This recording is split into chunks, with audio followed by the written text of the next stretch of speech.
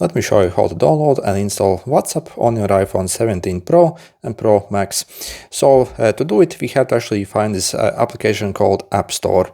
So if you do not see it on the front, you can also swipe all the way to the right, and under the utilities, you will find it here. Or also you can simply enter in the search their App Store.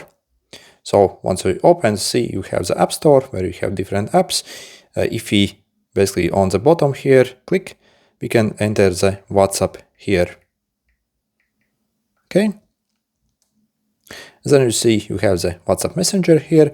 Also you can get WhatsApp Business here as well if you need it. So we're going to simply click on this thing over here. You can also see, for example, the preview of it. So to install it, so simply press this like blue cloud thing.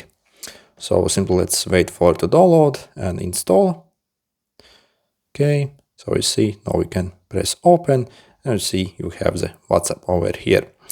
So you see you have the icon placed somewhere on your home screen. If you want to move it around, we can press and hold on any blank space and move it wherever we want.